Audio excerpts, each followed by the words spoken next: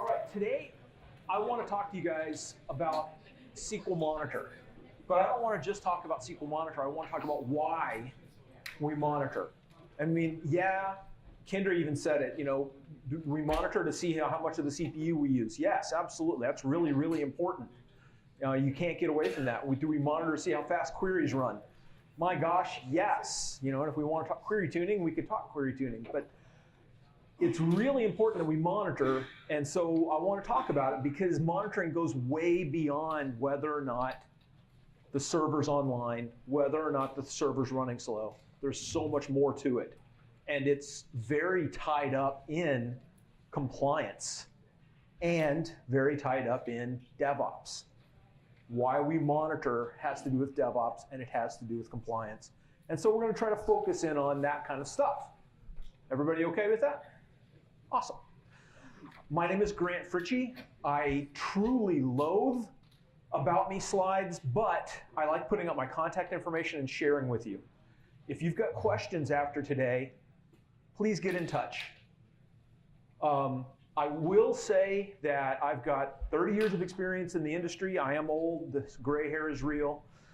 I work for Redgate Software, and I love it, by the way. Fantastic job. You should all have it, but you can't because it's mine. And I'm not giving it up.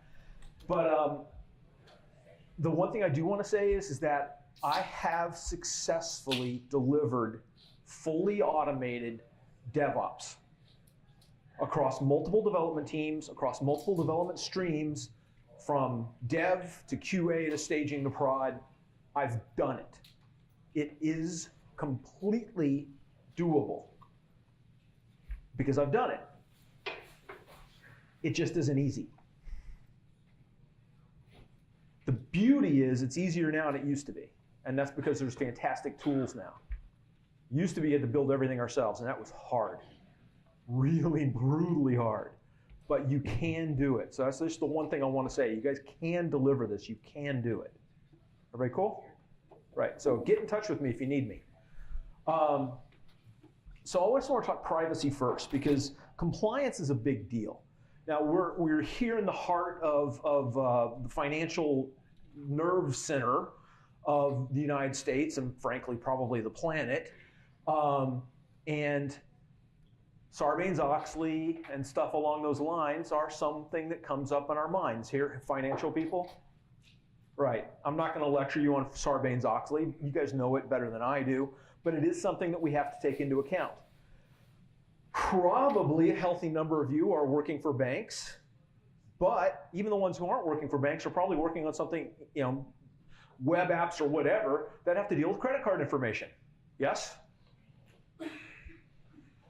Somebody's like, no. And I don't blame you. But we have to meet PCI compliance. We have to keep an eye on that. Anybody in healthcare? 3, 4, 5, 6, 7 hands. HIPAA. HIPAA's fun. HIPAA has prison sentences. I would rather pay a fine. Has anyone not heard of the GDPR at this point? Cool. 6 months of your life you're never getting back. Guess what? Who thinks that it doesn't apply to them? Oh no, seriously, raise your hands. 1, 2. You're all scared. The GDPR probably does not apply to you. I'm not joking. Don't laugh. But guess what? New York State's getting ready to pass the SHIELD law. SHIELD is stop hacking to something, something, something. Those who oppose to it are joining Hydra.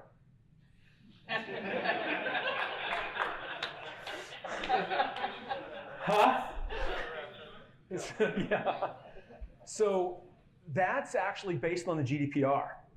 California already passed and starts enforcement in 2020 of the CPP, the California Privacy and Protection Act. So the GDPR does not or may not apply to you, but the New York state law will, the California state law might. Oh, and by the way, Vermont, North Carolina, South Carolina, Illinois, for sure. Any others that I'm missing? Those are all the ones that I know of right now that are building out GDPR laws, style laws in the States. So even though that we're getting away from the whole GDPR thing, maybe, because we don't have EU citizens data, blah, blah, blah. Oh, by the way, Japan, Australia, New Zealand, Canada, this is coming for all of us. Just saying. Anybody have kids in college? I do. Did you know that there's this thing called FERPA and that they get really weird about information and privacy? To the point, like my daughter was going into the hospital because of a ruptured appendix and I couldn't get any information about it. I'm like, guys, I pay you tens of thousands of dollars a year.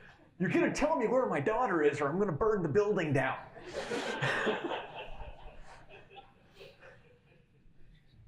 But FERPA is a thing that we have to deal with as well. So all of this stuff is driving us to the place where we are no longer able to ignore the concepts of privacy. Privacy is a first thing we have to do when we start building software now. We can't get away from it. And Steve talked about it. By the way, information is beautiful is a great way to burn up an entire day, or at least a morning. This is from the Information is Beautiful website. But what it is it's a collection of data breaches since 2005. And you can see that there's more. Now, that could be that from a legal standpoint, we are required to report more and more and more, which is true. And it could be that we're living in a more connected age with more and more things, and therefore the possibilities of breaches are increasing like mad, and that is also true. And it could be that we suck at our job, which is privacy and protection and all that stuff. Now, if you go to idtheftcenter.org, databreaches.net, privacyrights.org, you can see all the stuff. Now, I check on these every time I do a presentation on this. I check to see what the latest one is. Unusually, it's within 3 or 4 days at my favorite, which is privacyrights.org. But the last one that they had was Facebook, 50 million people on September 28th, which is a little old, frankly. But there's been a whole bunch of others since then, like Google and some others. But this is constant and growing, yes? And we're appropriately afraid, yes? Good, good. A little bit of fear here is a good thing. So, the GDPR itself specifically talks about data availability. That you must be able to show that your information can be accessed by the people that you are managing their data. It is a fundamental part of it. It is actually part of compliance that you can show when your servers are online and when they're off. And if you took them offline intentionally, that's fine. But it's crashes, unknown things, stuff going wrong that you have to be able to know about and report back to the whatever agency you're dealing with as part of the compliance. There's a 72-hour window in the GDPR. Oops, we had an outage, we have 72 hours to report it. If you don't report it within 72 hours, guess what? You're in violation. Now, does that mean they're going to come and take 20 million euros or 4% of your turnover? I don't know. They haven't done it yet. So, but you know, who wants to be first? Anybody? No, me neither. So we've got a need to keep an eye on what's going on from a compliance standpoint. But further than that, we've got growing business. They want more and more out of us. Our customers expect more and more from us. We have to keep an eye on stuff. It's going 24 hours a day, 7 days a week, 365 days a year. It doesn't take any time off. And we need to know that our servers are there and available. We have data that we are feeding across all that period in time that we have to meet from a compliance standpoint. because the compliance regime is changing such that it requires us to tell them when things go wrong. And remember, GDPR is not just EU anymore, it's coming to everybody. 2020 is when it starts enforcement for the California law. I'm not sure when the SHIELD law is going to start enforcement. It may go 2 years out from the moment it passes, and it hasn't passed yet, but it's coming. So, I mean, this stuff is just absolutely coming our way. And who here has been, capturing less data day in, day out, week in, week out? Has anybody not added a new type of database recently? Like text, document, any other fun, right? It's going, man. We've got more and more servers coming in every day. Virtualization makes it so much easier to put more servers online. Containers makes it so much easier to throw another few things out there. And then we have to keep an eye on those. Also, anybody working in AWS? Most of the room, wow, interesting. Anybody working in Azure? Oh man, most of the room again, yay. That's cool. Is anyone working in either of those things and doing something other than VMs? 2, 3, 4 hands. So you're actually using the services as opposed to, it's just a virtual machine. Guys, go to the services, start looking at them. It's really important, but that's a different talk. But the hybrid nature of our environments now means more and more things have to be monitored. We're not simply looking at our servers on our server farm. We're also looking at AWS, we're also looking at Azure, we're also looking at all the other things. It gets crazy. Every bit of that has to get centralized because we need to know. We can't simply rely on the fact that, well, AWS will tell us if it goes offline. No, it won't. A friend of mine, oh God, I'm not going to name the company because I don't want to embarrass him. He recently got a job as the head DBA for an organization. That organization had, before they hired him, purchased another organization. That other organization had their servers in AWS with no security at all. SA, no password.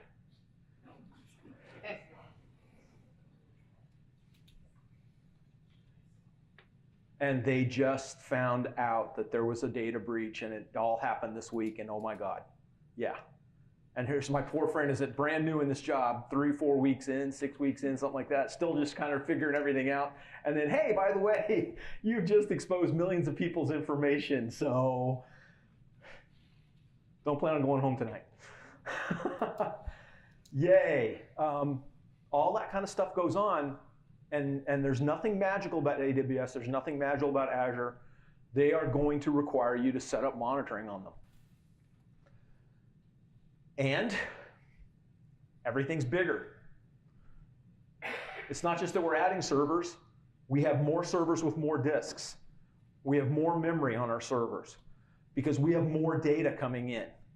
We have more requirements for keeping our data. Oh, by the way, GDPR, you realize that you have to define how long you will keep data. Now, what's the obvious answer? Forever. But you're not supposed to do that per the GDPR. You have to define, well, we're going to keep it for 10 years. Fingers crossed. We're not lying. It'll only be 10 years, then we'll get rid of your data, probably. We've got more and more disks, we've got more and more stuff, and every one of those resources are stressed. Is this different from anyone's reality? Cool. So, DevOps. What? That's a left turn. Yeah, kind of. DevOps, what's DevOps doing for us? Well, DevOps is enabling us to move faster. Yay, cool, we're gonna move faster and we're gonna deliver more functionality. Awesome. More functionality means more monitoring. What? Yeah, because you're actually gonna be collecting more data. Oh man, this is getting really depressing. No, this is fun. This is where it gets fun. The whole idea here in DevOps is that we move quickly. We deliver functionality as fast as humanly possible. Grant, doesn't that mean that like we break stuff quicker? Oh yeah, absolutely. Because we're automating everything. We're automating all the deployments. We're automating all the way into production. That sounds awesome, till it's not. The whole idea here is to make it safe, set up the testing, ensure that we're getting things right, absolutely. But, you know, still human beings. Oops. Or, you know, oh, and a word I won't use. Right? It happens all the time. So because we're going to be moving faster, it's going to be less stable, which increases the need for monitoring. Further, we have to do automation. The more automation you do, the more you need tooling. The more tooling you do, the more you need automation, and so on it goes. You really can't get away from that. These two things feed each other like a monster. All of this is leading us to the point where if we're doing DevOps, if we're trying to do a DevOps approach, we're going to have to start working through the idea that monitoring is actually a fundamental aspect of DevOps. It's just absolutely part of it. If nothing else, monitoring the DevOps process. What changes have been going out? What changes are ready to go out? What changes have not gone out? All of that kind of information is stuff that we need to track. Everybody cool with that? Any questions? You guys are really quiet. The lunch coma cannot have kicked in already. Yes? I had a question. We have the SQL Monitor tool from Redgate, which is actually pretty good. Well, hang on, let me repeat that. They have the SQL Monitor tool from Redgate, which is really, what do you say, fantastic is what I heard, but he said pretty good. Anyway, go ahead. So we have kind of a couple of different, we have different roles in the organization that care about monitoring. Right. Hopefully everyone cares about quality, but one of them obviously the database teams, systems teams. Sure. But also on the anachronistic test and QA side, which I'm with, we also like having a window into monitoring as well. Sure. So I'm wondering if the product takes into account that it's most of your traditional monitoring usually is on the system side. Right. People quietly watching your systems in the background without disrupting production. Right. By the same token, how are products like that tailored to people that are involved in quality assurance? Oh, that's a great question. So he's like saying that, so if you are working on a monitoring tool, and we are going to be talking about a monitoring tool in a minute, how is there any methodologies that tailor it to like someone in QA? Yeah. Cool, moving on. No, kidding. Yes, in fact.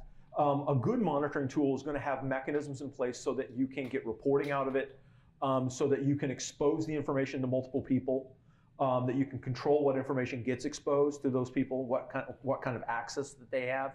But then once you've got those capabilities in place so that you can share the data, the key is what kind of data are you sharing? And so the stuff that you'll see in there is like if there's errors coming out, you guys could see it. If there's performance issues, you guys could see it. So all the kinds of information that you guys are used to, what you are interested in is there. Further, if you've got particular needs, you want to be able to customize it. And there's mechanisms for doing that. Does that roughly answer the question? Yeah, but it gives us an additional level of drill down. Like if you run a load of stress tests, and once again, also give credit's due, the Microsoft suite for load testing is fairly good. You get a lot of good information, and there's lots of different depths of information. Right. You can go and dig and get as you reach out to servers and whatnot. But because our access level is different, having the monitoring tool gives us that next level of detail. Sure, and you would want to hook that up in the same way. Right. Yeah.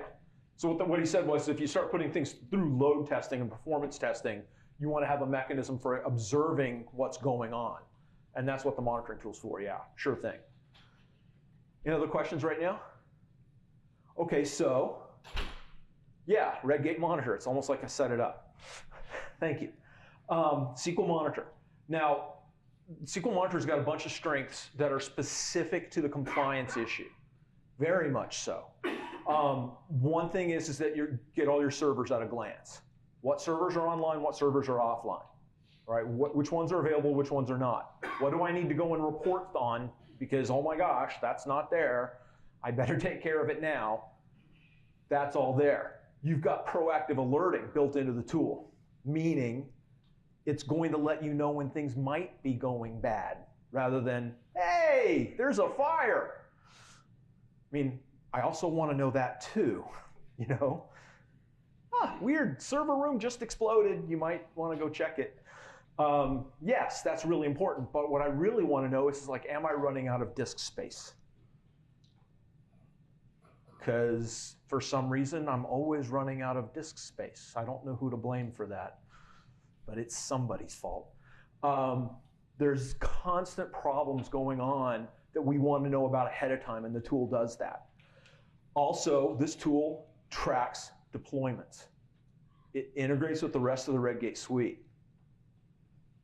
Cool. Yeah, we can actually tell when you guys done a release to production. So not only can we go, well, God, look, the CPU's maxing out now, and it wasn't yesterday. What's different? Well, there was a deployment done. I can see that. I can see that there was a change.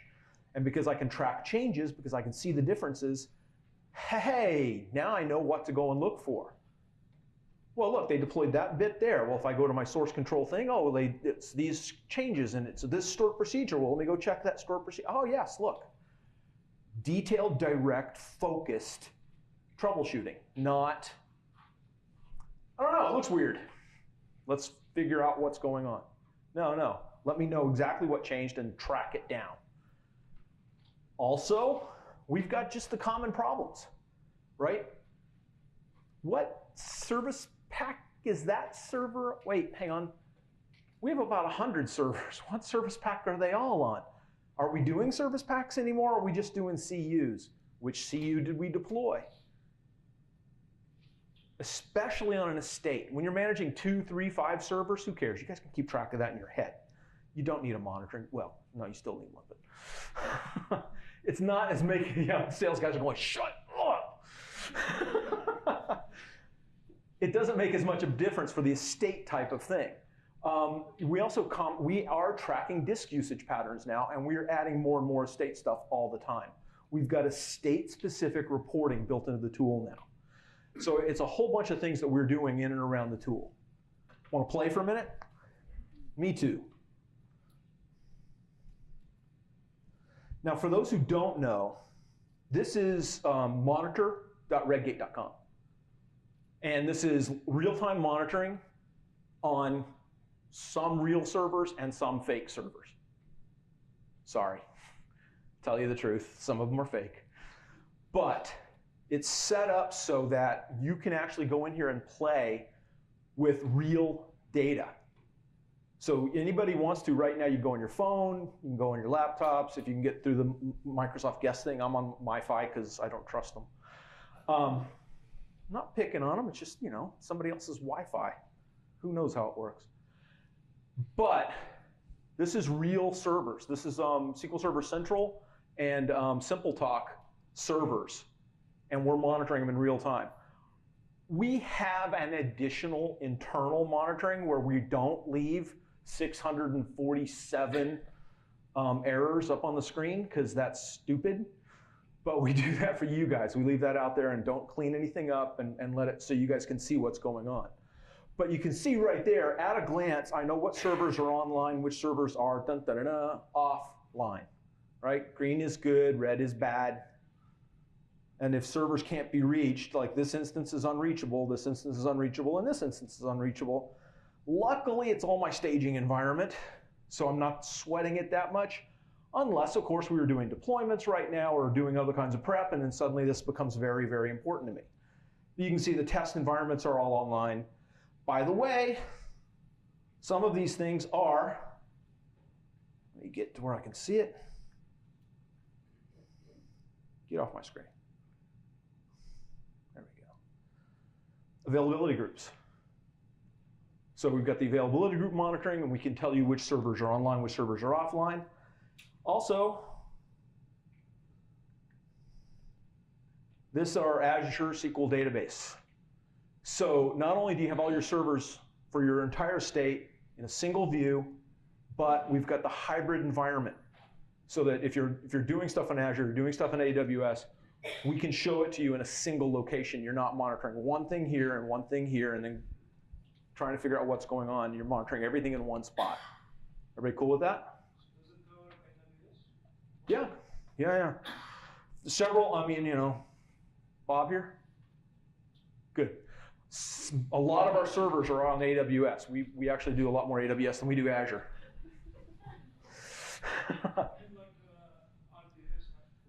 Oh, like RDS? Yeah. Can we do RDS? No, we're not doing RDS yet. Yet, being the operative phrase. But not yet. Let's see. We can see the servers. No. All right. So that's all nice. It's all well. It's all good. Let's talk about the estate.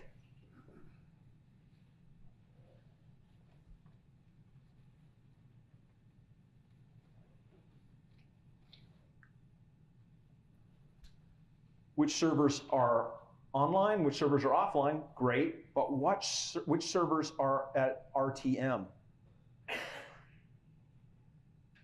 Well, oops, what'd that do? Come on, it didn't open up the right thing. It's supposed to go and download the cumulative update because it's letting me know that, by the way, my Azure servers are up to date, but I've got one server that's down on one CU, and I've got another 15 servers that are off on a CU. What? I can tell which servers are patched and which ones aren't, and I can do it all from a single view, and then I can go and download the views right there? Yeah, sure. You're welcome. It's easy. Or you can look at the details. Which versions are they on? Which service packs? A bunch of them are on RTM, which is horrifying. But, really, really horrifying. For the estate, we've also got disk usage.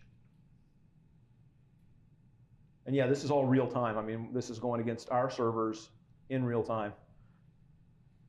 And it's going slow today. Come on, hurry up. Thank you. See, stomping your feet works. So what it's doing is it's doing a simple projection based on the growth that we've got. How much is that data going to grow? But further, it goes down and starts looking at details and says, hey, you know what? Based on the growth rate and the amount of space you have, this thing's probably going to run out of space in 2 months. You might want to get on it. So it's not simply across it is across your whole estate, which is exciting, but then it goes down to the details. So disk by disk by disk, how are things growing, how are they not growing, and which ones do we need to be concerned about?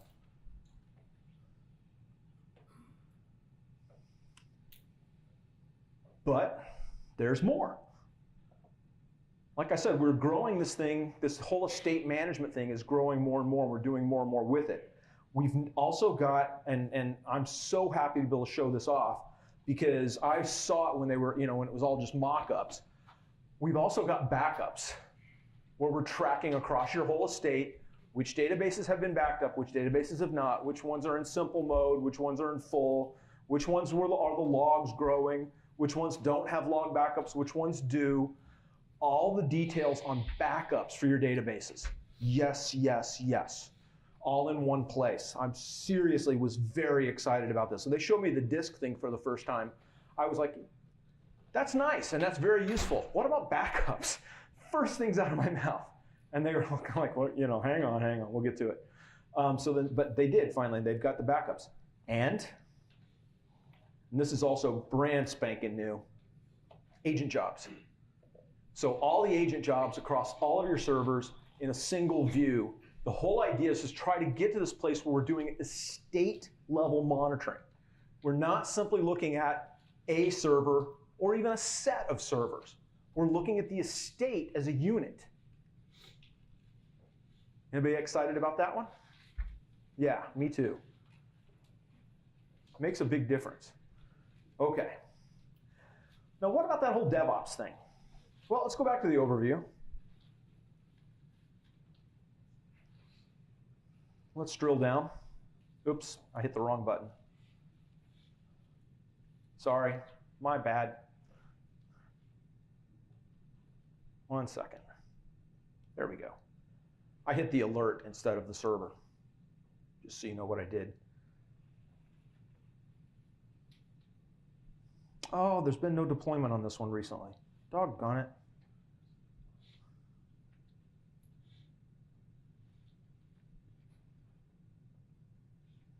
There's been no deployment on this one very recently. Good gosh, what's going on?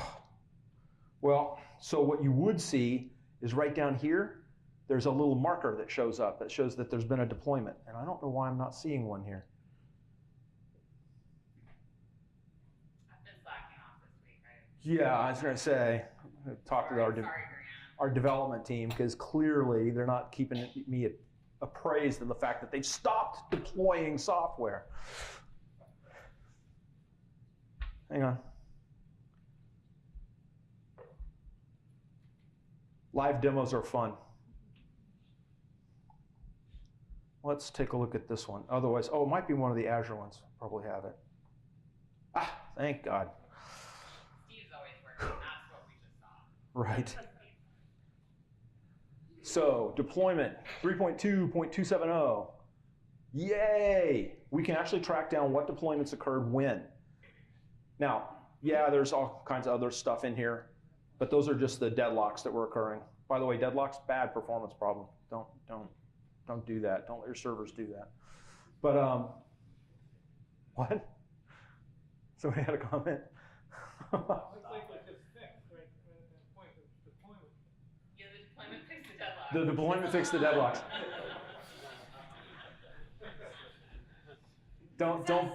Don't believe it. That picture's a lie. That's one of those, correlation and causation things.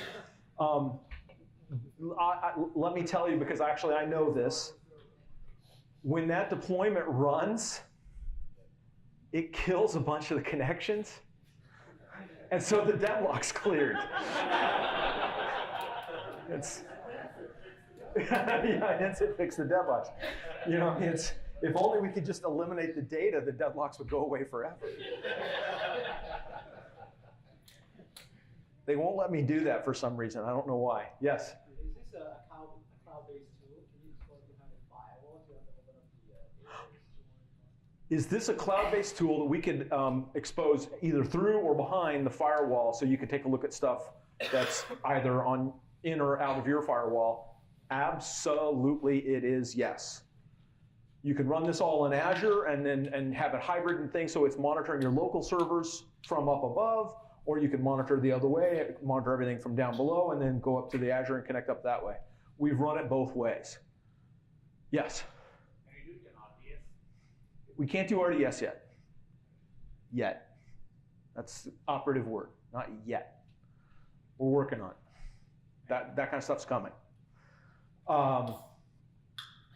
It does do virtual machines. It knows if it's on VMware. It knows if it's on Hyper-V. It knows if you're in AWS. It knows if you're in Azure. So it monitors that kind of stuff, and it keeps track of all that things. But it does it all from a central location, so you can see what's going on with your servers. Now, I'm not going into all the details of like CPU and I/O and disks and weights, and I can show you any of that stuff you want. But I mainly wanted to focus on the idea of a state-level monitoring for compliance. Now, some other things that are coming out soon. We've got a brand spanking new set of alerts that we've built out using some internal tooling and a little bit of work to catch the particular types of errors that SQL injection causes. Yeah. Oh, yeah. Yeah. Developers in the room, you guys are still making it possible for little Bobby tables to live, despite my sincere efforts to kill the kid. For those who don't know, there's no real child in danger. It's a joke. Look up Bobby tables online and you'll get the joke. It's very funny.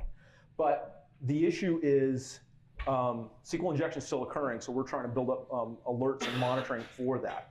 So we've got some stuff coming along those lines. Yes? In the blog post, when you use an extended event to manufacture the data, are you going to build that in? Or Yeah, no, he said that we already have a blog post that we do. We already published the article on it.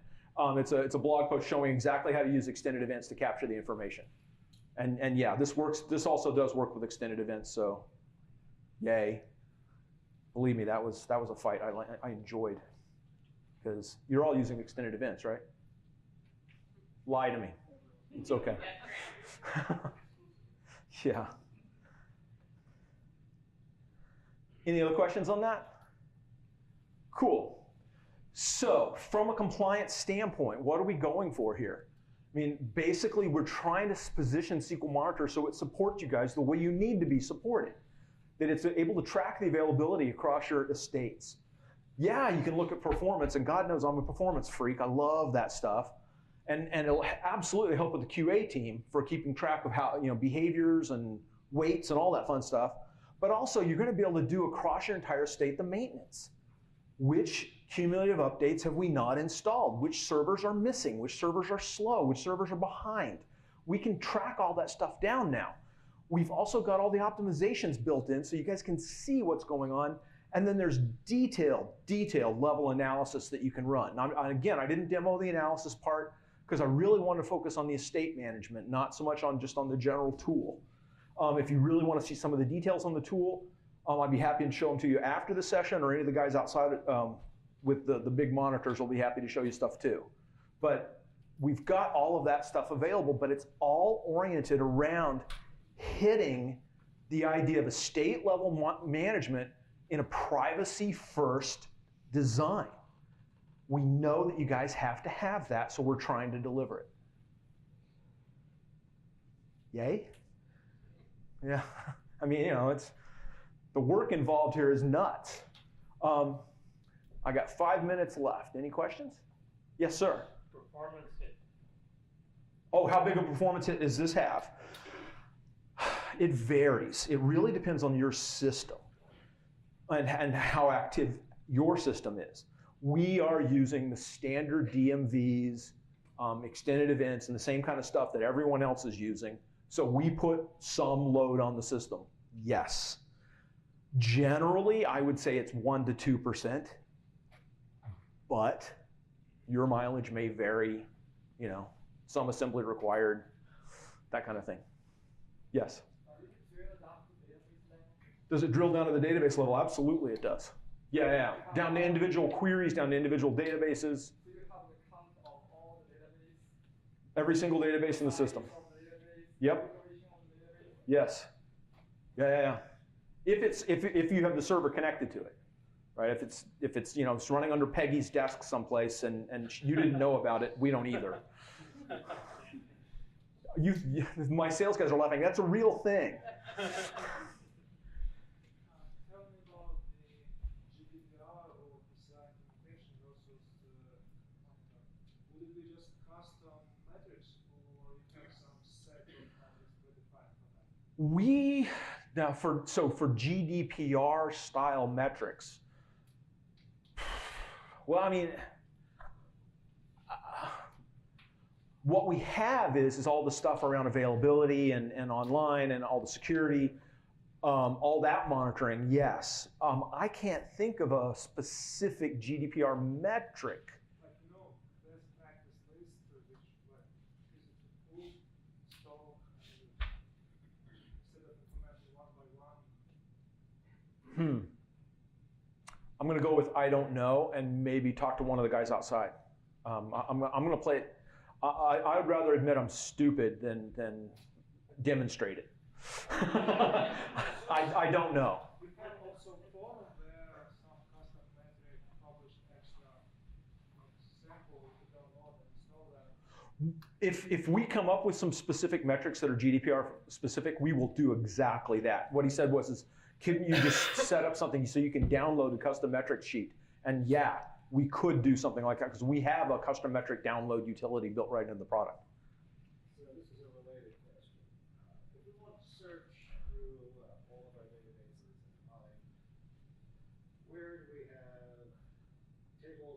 multiple columns that have been accessed in a long time. Oh, wow. Things with SQL, social security number type mask or. Oh, look, we're out of time. No.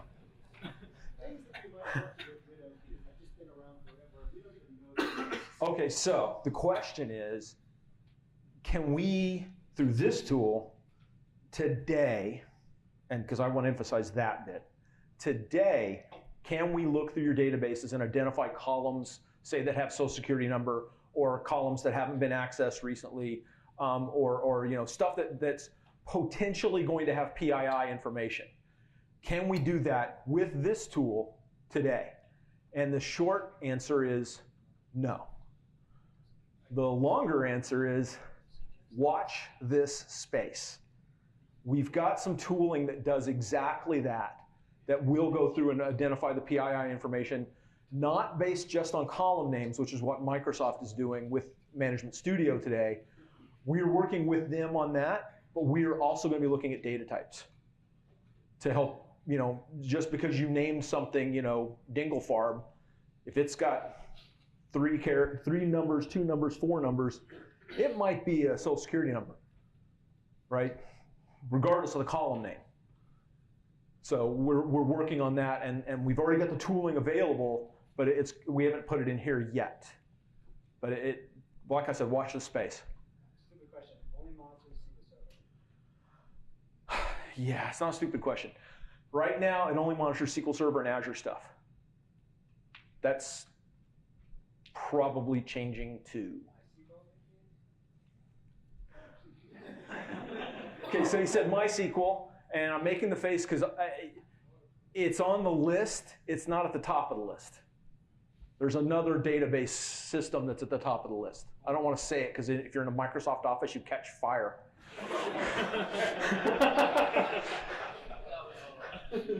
Yeah, somebody's going, oh, yes, oh, right, yeah.